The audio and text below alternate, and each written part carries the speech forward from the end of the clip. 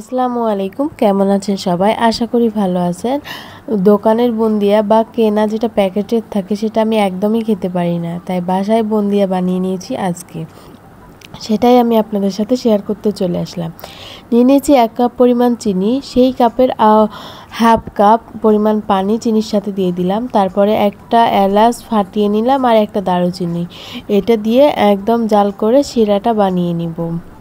তো কিছুক্ষণ পর শিরাটা আমার হয়ে গেছে। এখন আমি শিরাটা এক সাইডে রেখে অন্য একটি পাত্রে 1 কাপ পরিমাণ বেসন নিয়ে নিলাম, আর যেই কাপে বেসন নিয়েছি সেই 1 কাপ পরিমাণ পানি একটু একটু করে দিয়ে বেসনের ব্যাটারটা রেডি করে নিলাম। বেসনের ব্যাটার রেডি করার পর এই 1 চিমটি লবণ দিয়ে দিলাম।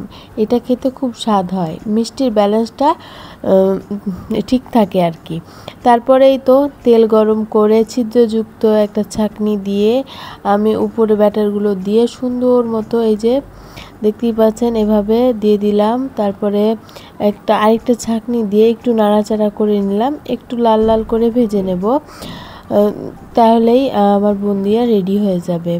এই যে দেখুন কত সুন্দর কালার এসছে, দেখতেই খুব সুন্দর লাগছে। এখন আমি এই বুন্দিয়াগুলো সেই ঠান্ডা করা শিরা মানে একটু কুসুম শিরাটার মধ্যে এই বুন্দিয়াগুলো সরাসরি দিয়ে দিব। আপনাদের আবার দেখাচ্ছি আমি বুন্দিয়াটা ঠিক কিভাবে বানিয়েছি। তো খুব বেশি ব্যাটার দেওয়া যাবে না একসাথে, না হলে একে অপরের সাথে লেগে যাবে। আমার দেখুন একটাও কিন্তু একে অন্যের সাথে লাগেনি, খুব সুন্দর হয়েছে। আর আপনারা চাইলে এখানে ফুড কালার ব্যবহার করতে পারেন, আমি ফুড কালার ব্যবহার করিনি, আমার ওটা পছন্দ না তাই। তো আমার এই যে বুন্দিয়াগুলো সবগুলো ভাজা হয়ে গেছে, এটা এখন আমি উল্টে পাল্টে নেড়ে রেস্টে রেখে দেবো সারা রাত। আমি রাত্রিবেলা বানিয়েছি, সকালবেলা আমি এটা আপনাদের সাথে দেখাবো। তো সকালবেলা বুন্দিয়ার সাথে খাওয়ার জন্য কয়েকটা লুচি ভেজে নিলাম আমি। আমার লুচিগুলো কিন্তু বেশ সুন্দরভাবে ফুলেছে, দেখুন কত সুন্দরভাবে একদম ফুটবলের মতো ফুলে।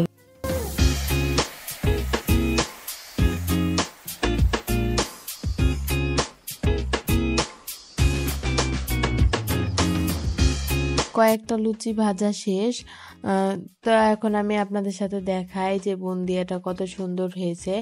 একটাও কিন্তু গলে যায়নি বা ভেঙে যায়নি, সবগুলোই গোটা গোটা আছে।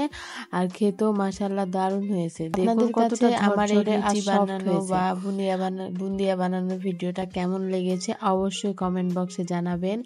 আর এতক্ষণ সাথে থাকার জন্য অনেক অনেক ধন্যবাদ সবাইকে।